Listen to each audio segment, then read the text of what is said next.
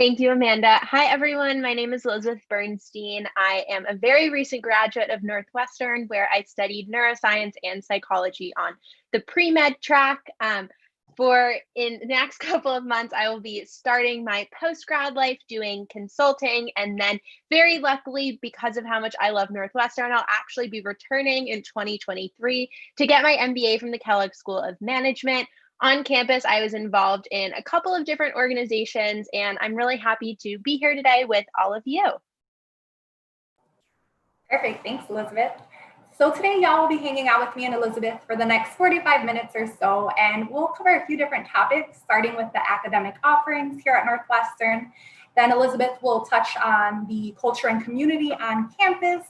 Then I'll end with the admissions process and a brief overview of financial aid. If at any point you have any questions, feel free to throw them in the chat, and we'll try to get to as many as we can today. So just to get started with a general overview of who we are, Northwestern is a private medium-sized university located in Evanston, Illinois, a few miles north of the city of Chicago.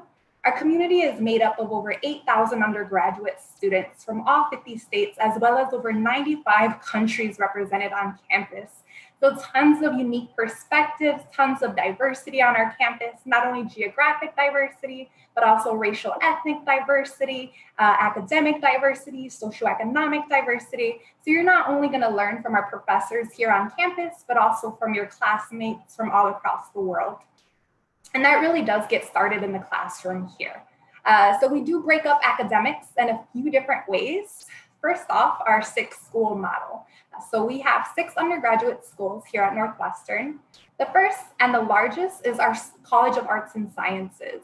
So that's going to be home to half our undergraduate student population.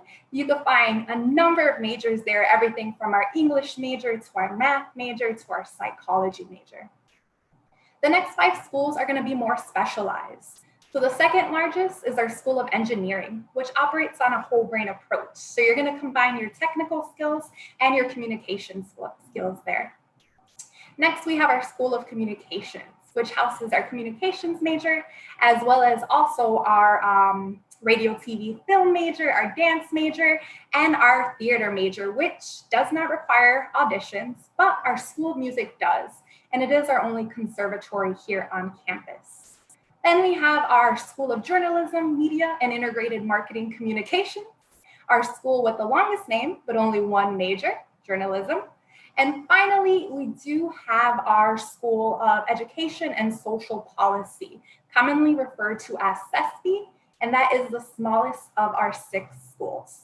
And while students typically find a home in one of these schools, they are not siloed. So you're able to move around, you're able to switch schools, you're able to make it your goal to take a class in all 6 before you graduate. So it's really up to you how you interact with our 6-school model, but there is lots of flexibility naturally built in. So I'm going to pass it over to Elizabeth to talk about what that looks like on a student level.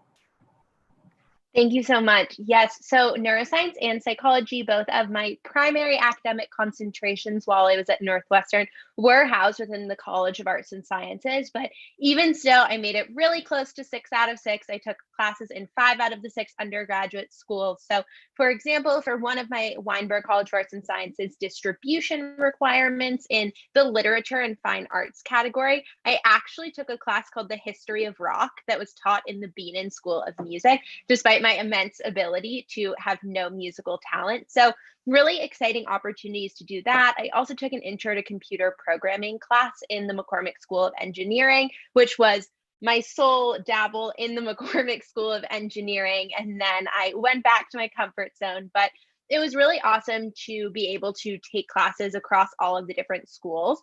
But in addition to just taking classes across the 6 schools, you can actually major across different schools. So my friend Maddie was also a neuroscience major and a theater major in the School of Communication. So most days she went from studying Alzheimer's in her neuroscience lab to one of the many on-campus student theater productions that we have here. But stories like these of Maddie and myself, students who have now both ended our time at Northwestern, may be getting a little bit ahead of ourselves since you're all thinking about the beginning. Some of us come to Northwestern knowing exactly what we want to study, and that's awesome. My friend Ross came in 100% sure that he wanted to study economics and business. He was an econ major, had a lot of really great opportunities as an undergraduate to get hands-on business experience, whether that was being the financial manager of many of the different organizations he was a part of, all the way to internships and other external opportunities. And upon graduation, he's been working in investment banking downtown. But I'm sure for many of you tuning in today, the prospect of knowing exactly what you want to do is a little bit scary, and that is also totally okay. My friend Sarah came in thinking that she might want to study something in STEM, and she started off as a math major in the College of Arts and Sciences. She then joined a student organization called A&O Productions, which brings different concerts, speakers, movie screenings to campus. In the spring, when we were doing our fun online situation because of COVID, they actually had an online speaker series with Jonathan Van Ness of Queer Eye, which was a huge fangirl moment for me. But as a part of that organization, she was able to help with a lot of the coding and graphics element of making all of their different events happen. And she realized that her heart and her passion was really more so in computer science. And so she actually switched into the McCormick School of Engineering during her second year on campus.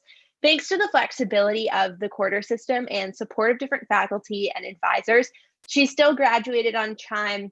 The transition was incredibly easy and super seamless. So speaking of advising and our wonderful faculty members, every student has an academic advisor in their home school, as well as in each academic concentration they declare, whether that's a major, a minor, or a certificate, which Amanda will talk about a little bit more in a few minutes. But with that in mind, students have access to so many faculty. We have a 6-to-1 student to faculty ratio, and 80% of our classes have less than 20 students. Only 3% have over 100. And so forming these really, really close relationships with professors is incredibly feasible. I know as a student, I really took advantage of office hours. It was a great opportunity to learn from professors, get to know them better, as well as obviously getting help in topics I was struggling with. I was incredibly close to my biochemistry professor, Dr. Mead. I took that class during my second year here at Northwestern. It was on the larger side, about 150 people. Really overwhelming at first. I actually ended up totally loving it and finding it 100% interesting, but it was difficult nonetheless to grasp some of the topics and concepts. So I made it a point to go to office hours, and I've managed to stay in really close contact with Dr. Mead throughout the rest of my Northwestern experience and journey. And that has been a very great relationship and mentorship to have throughout all of the different highs and lows. Not only personal and professional help, but Dr. Mead was also incredibly helpful in helping me to navigate Northwestern's academic structure, the quarter system. Yeah, so here at Northwestern, we are on a quarter system. So we divide the year into 4 different parts: fall, winter, spring, summer, quarter. But the academic year is going to be made up of those first 3, fall, winter, and spring, because most students use summer quarters to do what we like to call experiential learning. So quarters are 10 weeks long, and students typically take 4 classes per quarter. So you're looking at 12 classes a year and 48 by the time that you graduate. If you compare that to colleges on the semester schedule, where the academic year is divided into 2 terms, where they're typically taking maybe 5 classes a semester, graduating with 40 classes, on that quarter system, you're looking at up to 8 additional classes. So if you're someone who knows what they're passionate about, what they're really excited to study, you could come to Northwestern and use those 8 additional classes to really dive deep into the material. Or maybe you're an undecided high school senior, and that is completely fine with us here at Northwestern. You could go ahead and use those additional classes to do some exploring and figure it out. Or maybe you just want to take academic risks, take classes you never heard of before. You could go ahead and also do that with those additional classes. But by the time you graduate, those 48 classes are going to fall into 3 buckets. There are typically 3 different types of classes you take here at Northwestern, and those are classes for your major, distributional requirements or liberal arts courses, and electives. So they each take up about 1/3 of your time, starting with those classes for your major. So you could go ahead and check out our course catalog online to see every single major that we offer and all the classes that are required for each major, and see if there's a right fit for you there. Then we have those distributional requirements or liberal arts courses. And so those are specific to your home school. So if you're in the School of Engineering, those requirements may look different than if you're in the School of Music. And so we don't have a standard core curriculum that every student takes, but we do want our students to branch out. And so I know typically we're known as a research institution, and that is true. But we also have an emphasis on liberal arts education while you're here. So that's why we ask students to go ahead and branch out and check out different courses. Finally, you have electives, and electives are built-in time into your schedule to take classes in any area that you're interested in. So for some students, that looks like a double major. For others, that could mean a minor. Or here at Northwestern, we have what's called our certificates. And so they're similar to minors, but fewer classes, and they're usually more hands-on or technical courses. So 3 different options for you, and you could take up to 3 different concentrations. So that means you could take on a major, a minor, a certificate, or you could take on a major and a double minor, completely up to you. As long as it doesn't exceed 3 different concentrations, it's completely up to you. And I know we've spent a lot of time talking about academics here in the classroom, but we also like to talk about all the learning our students are doing outside of the classroom. So tons of opportunities for professional development through what we like to call experiential learning. So that looks differently for each student, but that could be innovative projects, it could be research, it could be study abroad or internships. And I'm going to go ahead and start with innovation here on campus. We actually have a hub for student startups known as the Garage. It is actually in a garage on campus. And so a lot of opportunities there for students to take their ideas and bring them to fruition. One such group that started there is known as Brew Bike. So the story goes that there were a few Northwestern students that were looking for a really great cup of coffee on campus, and they came up short. So they decided that they would strap a coffee cart onto a bike and sell their own. And so everything was going well until they realized Chicago winters come with snow, and they had to go ahead and move their cart indoors. But the rest is history. Now Brew Bike is in several different college campuses across the country. So a lot of opportunities for students to really take their ideas, get the resources they need to see them to fruition.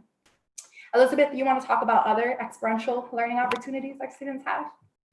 Yes, definitely. So one of the really awesome things, in addition to all of the innovation sites that we have on campus that Amanda just chatted a little bit about, we have so many opportunities for research. So Northwestern allocates about $3.5 million annually to undergraduate research. So that's money not going to professors, not going to grad students, anyone else except for undergrads. One of the ways that this often takes shape is through undergraduate research grants. So URGs, and those are truly a project of whatever interests you. The Office of Undergraduate Research is immensely helpful in writing proposals, doing everything. When I first applied for one for the summer after my second year here on campus, I had no idea what I was doing. I'd never written a research proposal, but I had an idea and I thought it would be super interesting. And they were so helpful in getting my very rough first draft into a successfully funded grant. So I did research on orthopedic surgical outcomes in patients diagnosed with different hereditary connective tissue disorders, which is indeed a mouthful, but it was a really awesome opportunity to have a project of my own to really own and put all of my time and effort into for 8 weeks. That being said, there is so much research at Northwestern, and so much of it is not STEM focused. So truly, whatever research you are interested in, whatever topic may spark you, whether that's how literature affects kids in hospitals or anything like that. I had a friend, Ryan, who studied that. It is truly there to be an opportunity for any student who may be interested. We also have a lot of different fellowship opportunities at Northwestern, and many students who engage with those post-graduation. So for example, my friend Daniel was doing a Fulbright in Malaysia teaching English up until the pandemic abruptly ended that, but nevertheless was a really great opportunity for him to continue his interests beyond the classroom and even beyond Northwestern. There are also tons of international opportunities at Northwestern. Obviously, this is slightly different right now given the current climate, But nonetheless, my friend Ashlyn had the opportunity to actually study abroad twice during her time at Northwestern. She studied abroad once in Barcelona, where she studied Spanish culture and language, and again, where she did a homestay program in Havana, Cuba, actually doing research on how voodoo influences the Cuban healthcare system. Like Ashlyn, about a third of Northwestern students take classes at a university abroad. And the most important thing to underscore and note about Northwestern Study Abroad program is that whatever financial aid you may be receiving in Evanston will travel with you around the world wherever you go, so that financial circumstances never need to impede a student's ability to get a really awesome global experience. Outside of traditional study abroad programs, there are a ton of different student organizations that will engage with global learning. So one of my favorites that I like to point out is Thunk Acapella, which is one of our over 15 a cappella groups here at Northwestern. And they go to South Africa every other year and teach music lessons at schools there. While sometimes students also intern abroad, most of the time internships happen a little bit closer to home. About 70% of Northwestern students report having had an internship experience by the time that you graduate. One of the reasons that this is so high is because Northwestern really focuses on accessibility of these opportunities, just like with study abroad. So students pursuing internships in traditionally unpaid fields can access something here called SIGP. So that's the Summer Internship Grant Program. And so students will apply for that, and that can help to offset housing, travel, transportation, internet, wherever, whatever it may be, for those really awesome opportunities. At Northwestern, internships are actually also often built into the curriculum. So my friend Nicole did something called a journalism residency, which is a requirement of all students in our Medill School of Journalism. It is a quarter-long 4-credit internship that students do. So she did hers at the Chicago Tribune, where she published an article on the impacts of climate change in the Chicagoland area. That Medill journalism residency program that Nicole did at the Chicago Tribune actually led to a full-time job offer after graduation. And I just saw another article that she published about impacts on mental health due to COVID, also in the Chicagoland area. So really exciting, awesome opportunities that Northwestern students have. In addition, I genuinely cannot say enough about Northwestern career advancement and how awesome they are. I mentioned a little bit earlier at the beginning of our presentation that I did complete the pre-med track, but that I am going into consulting after graduation. I made that decision a couple weeks before consulting recruitment actually began. Had close to no idea what I was doing. There is something called a case interview. All of a sudden, I had to do one 3 days away, and I had never before done one. The head of Northwestern Career Advancement actually met me at 8 a.m. on a Friday morning before my 9 a.m. class, because that was the only time I was free, to help me case and learn what I was doing for that interview. He even met me in a building that was right next to where I had my 9 a.m. class, which was further away from his office, just so that he could help me to be prepared for that interview. So really just a great example of all of the ways that Northwestern Career Advancement will go out of the way to get students not only internship opportunities, but full-time job offers as well for when they graduate and join our world-class alumni network. Yes. So our alums are an incredible asset to our Northwestern community. They really do support our career advancement office. They offer different internships and job opportunities for our students, and they really are leading the way in a number of industries, whether that's politics or whether that's literature, late night talk shows. So our alums are all doing incredible things, and we're really proud to say that 96% of our graduating class graduated with some sort of plan within 6 months. So that includes a job offer or graduate school or different service trips. So we're really making sure that our alums are set when they leave Northwestern. And we know that that's many years down the road for many of you. I know you're just trying to get into college right now. And so even though you may not be thinking it, we want you to know that we're thinking about it for you. So tons of opportunities there. But shifting gears here a little bit, moving away from academics, so far we talked about our 6-school model. We talked about the quarter system, the different types of classes you take when you're here at Northwestern, different experiential learning. We're going to go ahead and move on to some of the fun stuff, and I'm going to have Elizabeth take it away with culture and community on our campus. Yes, thank you. This is a topic I love talking about. In my 4 years at Northwestern, yes, I took some phenomenal classes and had some great professors, like I chatted about earlier. But one of the really big lasting impacts that I had from my time at Northwestern was really the people there. So, Northwestern's culture and community is so great and so vibrant. I think that whenever someone asks about the typical Northwestern student, there really isn't one. But all Northwestern students, in my experience, have been immensely passionate. But what makes things so interesting is that they are passionate about totally different things. So I have been to rocket building competitions, I have been to a cappella shows, improv shows, truly run the gamut of all sorts of student activity interests that folks could have. And that was all a really great opportunity while I was at Northwestern. But forming this really cohesive and collaborative sense of community that we have at Northwestern begins with your residential experience. So all Northwestern students are required to live on campus for 2 years. We have a full YouTube video on the residential experience that y'all should definitely check out because there's so much to say that I can't fit into this amazing 45-minute info session. But that being said, I'll tell you about one of my favorite experiences. So, my residential hall had something called Hot Chocolate Wednesdays. And so, our live in graduate assistant would get exactly what it sounds like, hot chocolate every Wednesday, bring it to the lounge of not only my building, but a couple other buildings in our area.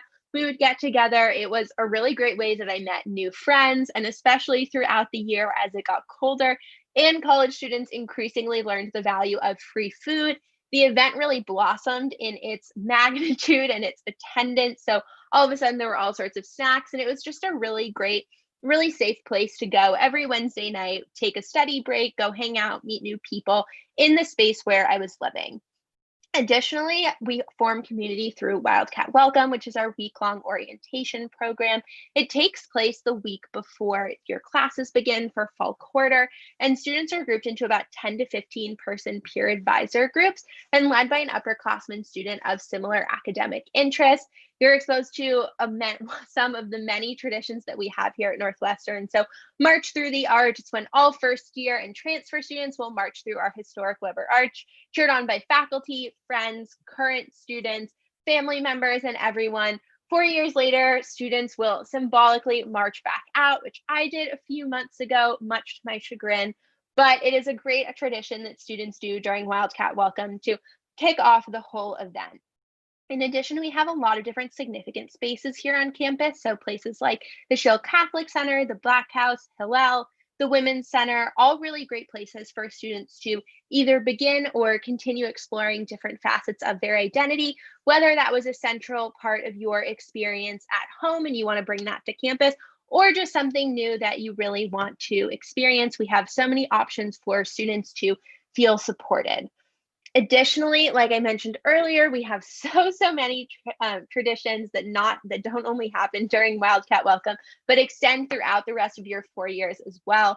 One of my favorites is Dillo Day. It is the largest student-run music festival in the country, and we have had so many awesome artists over the past couple of years, like Chance the Rapper, MGMT, many others. It happens on our Lakeville. It's one of the few days of the year that the libraries are actually closed, so a great day to see Northwestern's community at its best, hanging out all together. It's put on by a student organization called Mayfest Productions, which is one of our over 500 student organizations on campus. So, whatever it is that you are interested in, maybe it's something you did in high school and want to continue, something you want to start, we truly have opportunities for all students of all interests to get involved in student life. We have different innovation and STEM focused organizations like the Society of Women's Engineers, opportunities for all sorts of athletics. We are a Division I Big Ten school. When I was a first year student, Northwestern football was in the Pinstripe Bowl, which is held at Yankee Stadium. Being a native New Yorker, I actually got free tickets to go to that game with my friends and see Northwestern win, which was a really, really fun thing to do to be able to support the Cats, even in my hometown outside of Evanston.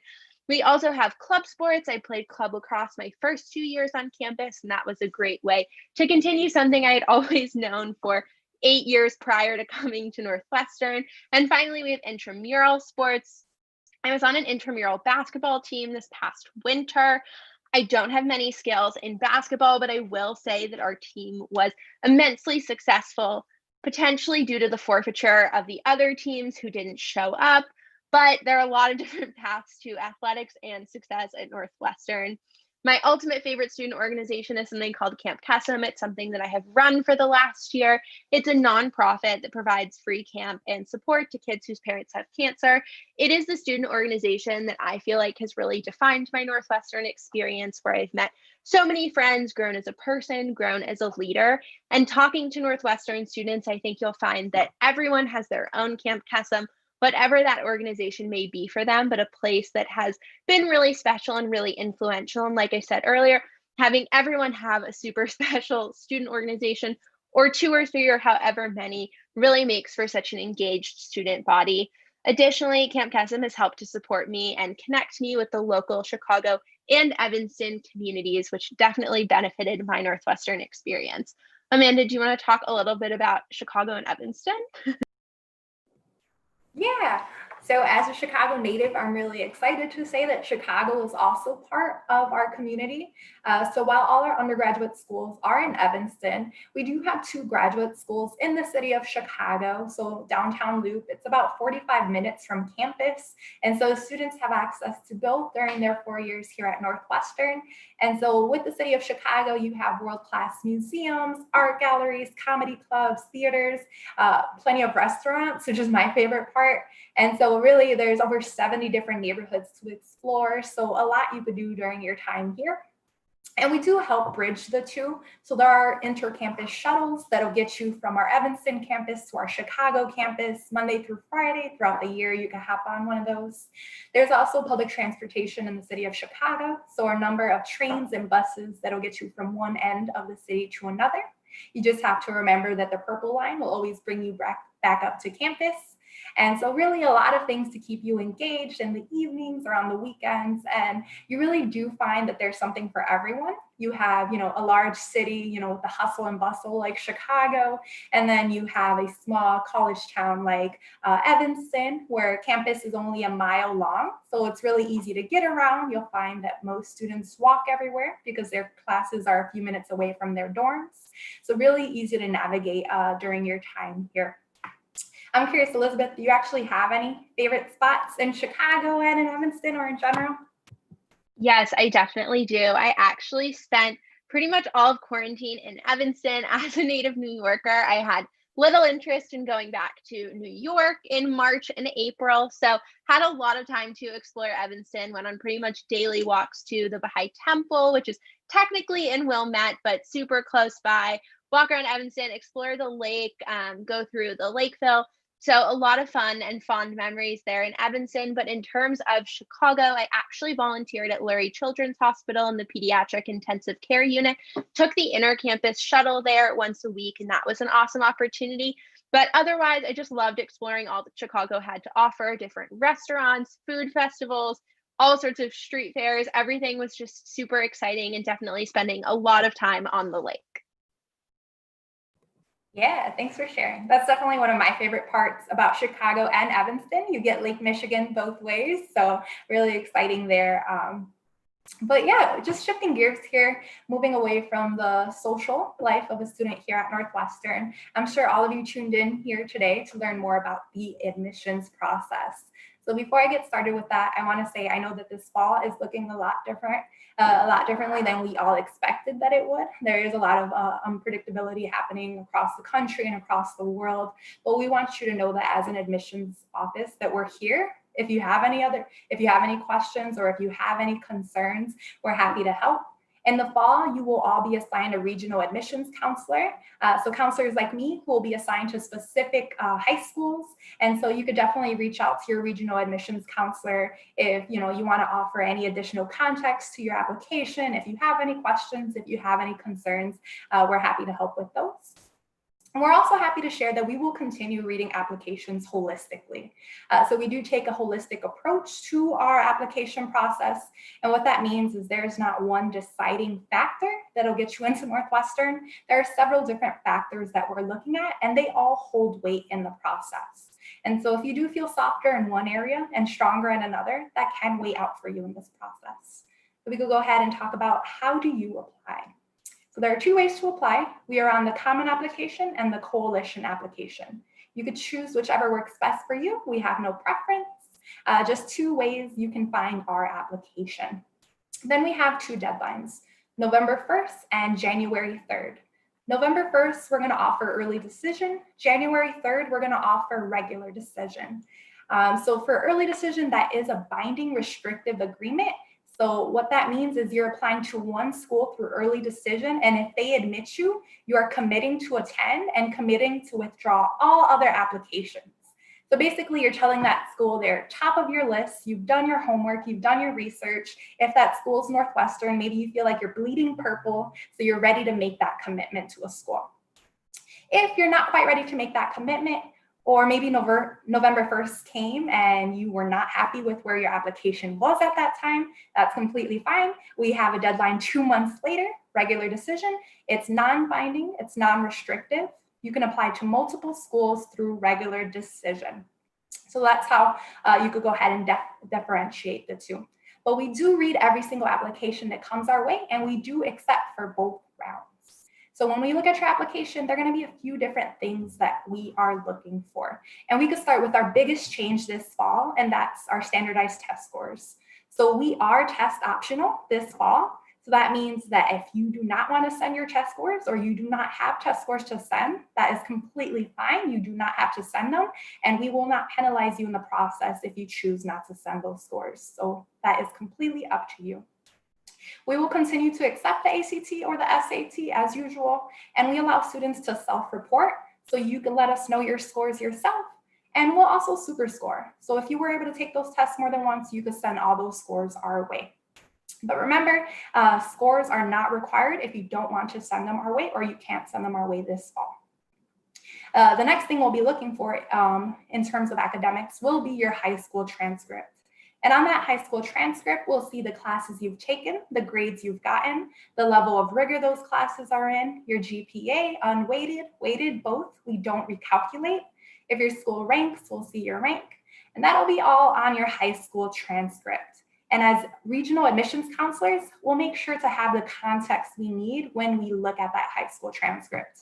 So we're going to look for two different things. The first is that you took advantage of a rigorous curriculum offered by your high school. And the second is that you did well in that rigor. And so basically, we're just going to look at your high school and what was offered to you. Please know that we will never penalize a student for what was not offered by your high school. So that's going to be that high school transcript. And then we'll look at your extracurricular activities. So anything you're doing outside of the classroom, any clubs, sports, teams, religious groups, part-time jobs. If you babysit your siblings, if your parents work evenings, you could go ahead and let us know in that extracurricular activities section. There is no right or wrong club we're looking for. There is no right or wrong number of clubs we're looking for. What we're asking is really to see if you are involved in your communities. Because if you are, we predict that you'll be involved on our campus. And like Elizabeth mentioned, we have over 500 different organizations. So we really do want to see that students will come to campus and take advantage of those. Next, our essay section. We do ask for two. The first is a personal statement. The second is a why Northwestern essay. So that personal statement is the same thing as the common application essay or coalition application essay. It's an essay about you. So there is no right or wrong answer there. We just want to get to know you. So you could tell us what you're passionate about. You could tell us what you're interested in. If you've overcome obstacles you're comfortable sharing, you could do that in that personal statement.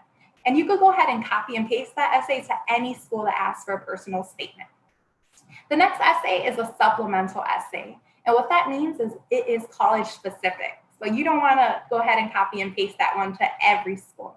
That's going to be specific to each and every school you apply to. And what we ask is, why Northwestern?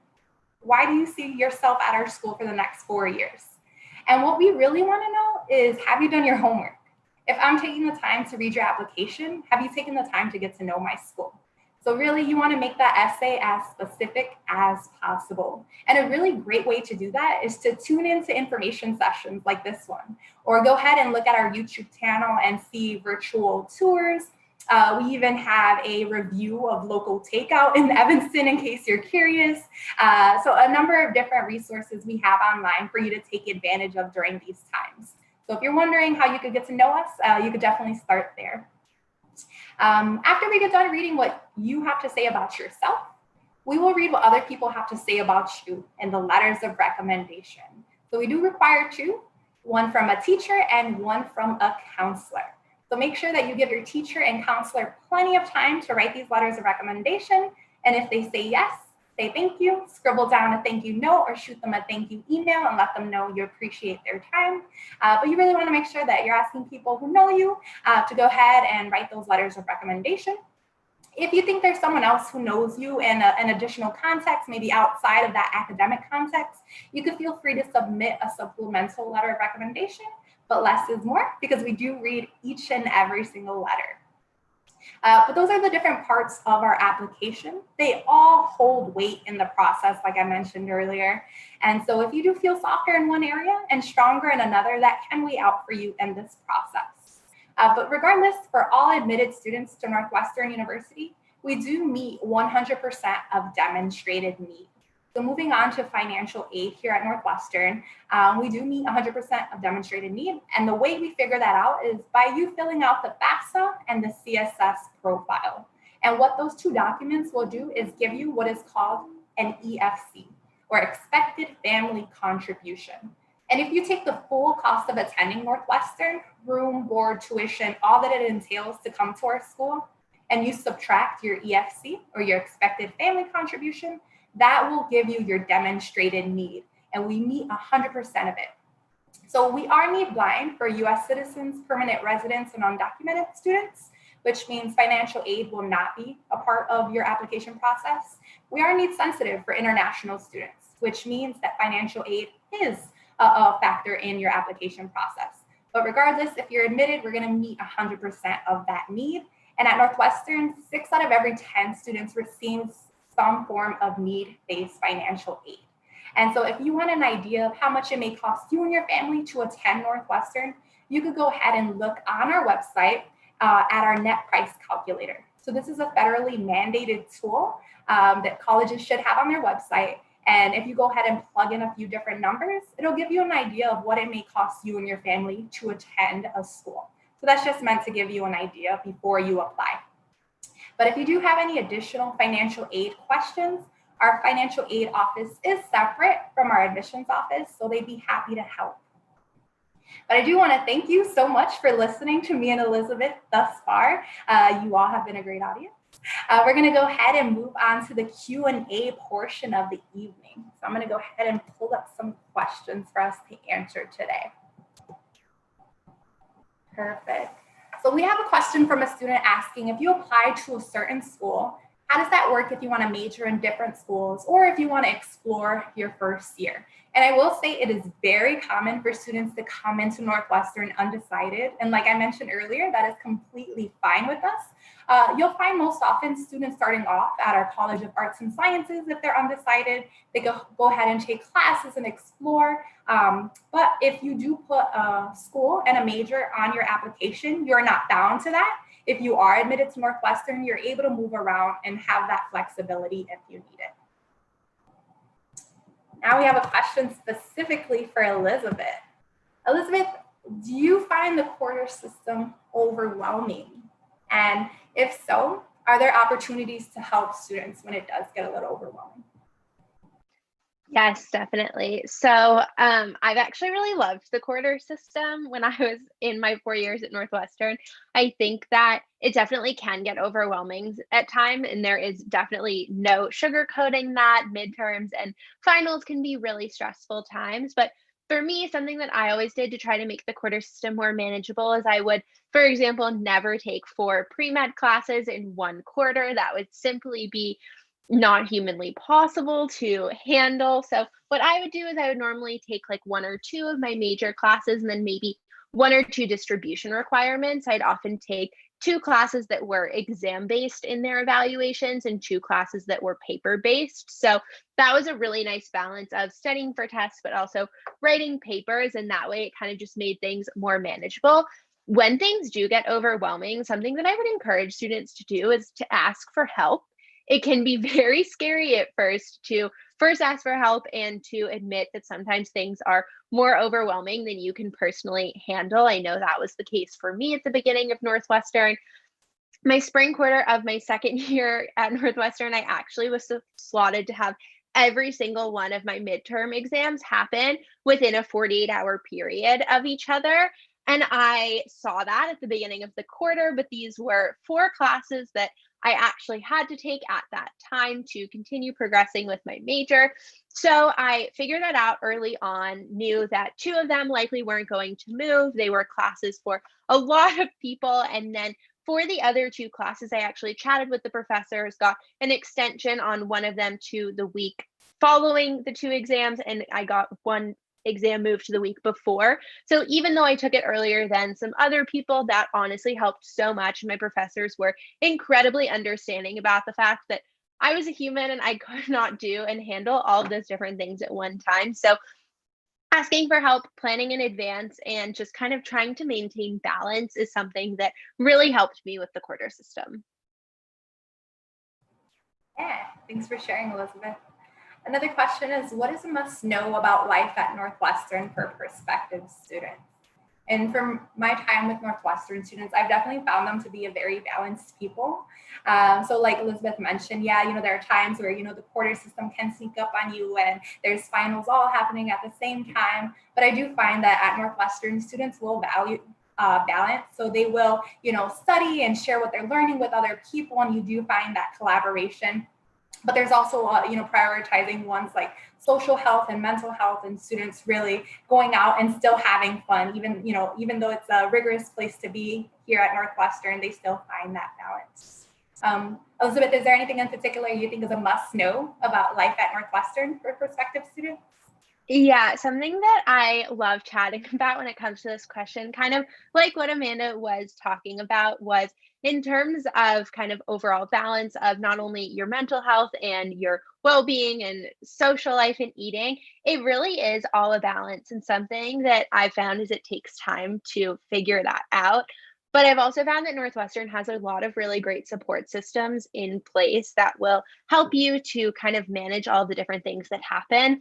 Northwestern is truly a phenomenal place, and I could probably have taken organic chemistry at any number of colleges across the country. But I think what's really important to think about is not only where you can be happy at your best, but where you'll feel really loved and supported during those stressful midterm weeks when everything seems to be happening all at once, or during finals week. Where are you going to have the happiness club that will go around and throw candy at you in the library? Those are kind of the things that I think are super important to know, is that Northwestern will support you at your best by all means, but they'll also be there for you in the harder times, and they'll be there to help you get back to the highs. And we do also have students curious about what the neuroscience major was like for you. So can you tell us a little bit more about what that experience was like? Did you find that research opportunities were limited to STEM-focused students? Also, can you double major if you're on that pre-med track? Yes, all great questions. I'm going to address the last one just because it's super quick first. You can double major in any 2 majors, even if you're on the pre-med track. I had a friend who double majored in biology and French and still completed pre-med and is applying to med school right now. So truly any combination that you are interested in is indeed possible. In terms of research opportunities, there is no shortage of research opportunities. Every professor in the neuroscience department does research. So that is a lot of different labs, and most labs have multiple students working in them. So students like myself graduate, and there is always a need for new students. And really, my best recommendation for that is, like I've been saying with balance, take time and invest in a search process for labs. Find a lab that works best for you. Find something that you are really, really interested in, not only the methodology of how they're going about their research, what they're studying, but also what it's like to work with that professor, how flexible the hours are, things like that. I think that's super important, because the more you care and are really interested in the research that you're doing, the more exciting it'll be and the even better experience that you'll have. In terms of the neuroscience major, I had a really great time. It's actually the second largest major in the College of Arts and Sciences. So, a lot of friends in that major and a lot of friendly faces throughout my 4 years at Northwestern. I took some really interesting elective classes. So, I took neurodevelopment. I took a neuro class on clocks and sleep, which was a bit of a snoozer, but it was still really interesting. And a lot of just really great classes. I loved the professors I had. I found the department super accessible and just had a really great experience with neuroscience. If you have more questions about that, I would definitely look through their website, see what kind of all of the different electives are. I definitely wish I had had time to take more of them, but I just wanted to explore all of the different things before I graduated. Thanks for sharing. Another question we have is, what is one thing you'd like us to know that is unique to Northwestern and we can't find out from the website? And I kind of mentioned this earlier, but we are commonly known as a research institution. And I know Elizabeth has brought that up on different accounts, is that research is happening here on campus, and it's not just for STEM focused students. It's not just, the white lab coat, petri dish, microscope type of research, but there's so many different kinds on our campus. And so you really can dive deep into what you're passionate about, really know that there are specialized programs here on our campus. But what's really different, and I would say unique, is as deep as you can specialize, is as broad as you could check out different classes and know that we do have an emphasis on a liberal arts education. And so we are looking to make global citizens of our students and really learn how to learn while you're here. And so that's why we do have those distributional requirements while you're here. So a lot of exploring that can be done while you're at Northwestern. And so I say it's not super obvious when you look at our website. We have so many incredible programs, but we also want you to know while you're here specializing that you're still going to be able to branch out and check out other programs. Elizabeth, is there anything that you find unique to Northwestern that isn't obvious on our website? I think that what's really interesting in the website is all of the things that happen within departments that you wouldn't really know. So, for example, with the neuroscience department, there are constantly different dinners, speakers coming. There's actually something every year called the Synaptic Connections Dinner, which, if you're a neuroscience major, is just like the greatest pun of a name that you could come up with. So, for if anyone out there gets it, I'm so happy that you do. Otherwise, I don't think I have time to fully explain the science behind that name. But you rotate sitting at tables with different professors, and there are just a lot of really interesting opportunities to kind of engage in different things that the department will do to make students feel really special and feel like really involved and get to learn way beyond the classroom. And I think sometimes that's a little bit lost on the website, but really awesome opportunities, not just in neuroscience, but in every department. Yeah, and just swinging back a little bit, we did just get a question about distributional requirements and how they work. So just kind of backtracking a little earlier, I mentioned 3 different types of classes you're taking. You're taking classes for your major, you're taking distributional requirements, and you're taking electives. So just digging deep into those distributional requirements, they do vary based on where your home school is. So like I mentioned earlier, the distributional requirements for the College of Arts and Sciences look different than if you were in the School of Music. And so they are a list of classes that you get to choose from. So you get to personalize what they look like for you, but they're going to fall into different categories. Elizabeth, do you want to talk a little bit more about what that looked like specifically at the College of Arts and Sciences? Yes, totally. So there are 6 different distribution areas within the College of Arts and Sciences. And so one of them is formal studies. They kind of range in their what they focus on. But so for formal studies, that can be math. There's natural sciences, formal studies, social sciences, history, ethics and values, and literature and fine arts. I may have like slightly misrepresented the names, but those are like generally the categories. So for sciences, that can be your chemistry, biology, anything like that. But you can also take a lot of other classes. You can take astronomy, you can take geology, geography, a lot of different things that can fit in those categories without having to take organic chemistry. I think that what's really great about the distribution requirements is likely with your major, you will probably satisfy at least 2 of the categories. So very easily with neuroscience and psychology, I satisfied the natural sciences, formal studies. If you don't want to take calculus, that's really okay. I needed to for pre-med, but you can take classes on Rubik's cubes, on the theory of, on game theory. There are a lot of really interesting things you can do without ever having to take an actual math class and get a graphing calculator out of your backpack.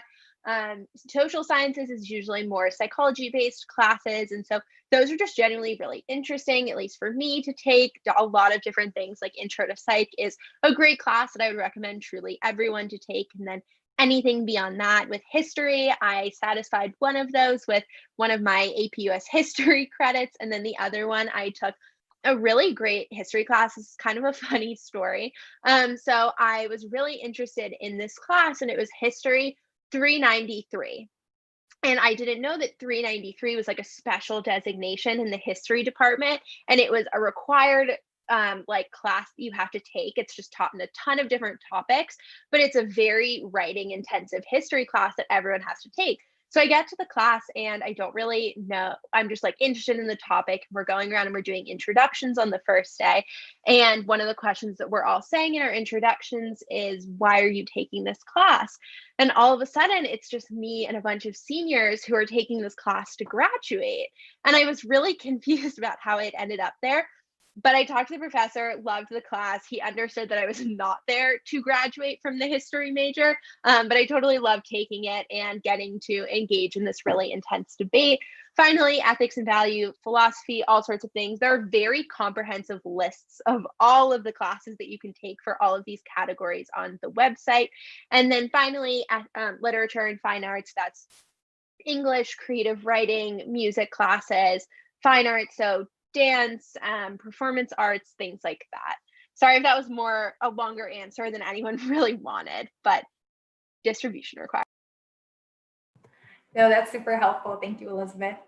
So another question we had was on just thinking about your first year, just going back, Elizabeth, is there a resource or opportunity that you had available to you, but maybe didn't take advantage? And just looking back, you would advise incoming first years should take advantage of?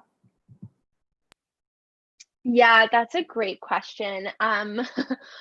I failed my first ever exam at Northwestern. It was a general chemistry exam, and I think I got like a 45 on it because I just did not know how to study. And I was studying based on memorization, not trying to do problem solving. And I considered dropping the class, and I was really, really overwhelmed. And at first, I was really hesitant before that exam to use like any of Northwestern's free or peer tutoring services.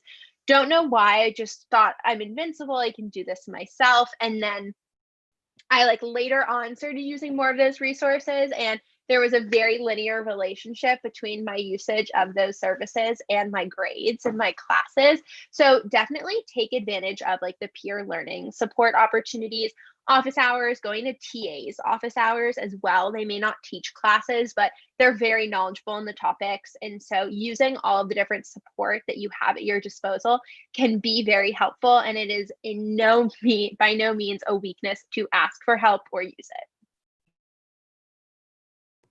Yes, I can second that. I am several years out of college, but my first year, I got a very bad grade, and I didn't know that it was okay. It was okay to learn from that. So I definitely echo what Elizabeth said. Just kind of learning that like you don't know everything that you need to know, and that's okay. You know, like those study habits that work for you in high school, they may not work for you in college, but it's all about learning and growing. And I hope you noticed the pattern in the presentation today that we are a very flexible place. So we want to make sure that you know that, you know, there are plenty of opportunities for you to learn and grow while you're here. And so we hope that you'll take that first year and kind of grow from it. But before we end the presentation today, one question that I've really been wanting to know from Elizabeth is, why Northwestern? She is the alum in the presentation today. I did not attend Northwestern, so I'm just really excited to hear why you decided to choose Northwestern. Yeah, so like I've said, a little bit here and there, I was interested in pre-med. Coming from New York City, I wanted to be near a big city, but still have a really vibrant college town. I got overwhelmed by schools that were too big and underwhelmed by schools that were too small. So Northwestern really had all of the things that were on my checklist of kind of criteria that you would want from a school. But I think that what was really special and what was really the deciding factor in applying early decision to Northwestern, and also the reason that I loved Northwestern so much for the past 4 years, was truly the people. Like I've talked about, I think that you can be happy in a lot of places at your best, but it's where you'll feel supported crying in the library at your lowest. And I really felt from everyone I had talked to that Northwestern was an incredibly special place filled with really caring people. I loved the kind of collaborative community that I saw there. I loved all the opportunity for student organization. And honestly, I just loved all of the different things that I was going to be exposed to that I might not have had the opportunity to do elsewhere. So all of those improv shows that I went to, loved them, had so much fun just really getting to engage with all of the other students at Northwestern and be a part of a really, really awesome, caring community. Thank you so much for sharing, Elizabeth. And thank you all so much for hanging out with us this last hour. We hope that you got to learn a lot about Northwestern University, about the admissions process, about our financial aid policy. If you do have any other questions, we do have our Northwestern admissions website. And so you could go ahead and check out a number of resources there, including a COVID-19 FAQs page. So if you want to stay up to date on what's happening in the fall and moving forward, you could always check that out. But we just want to thank you all so much for your time today, and I hope you have a good rest of your day. Bye.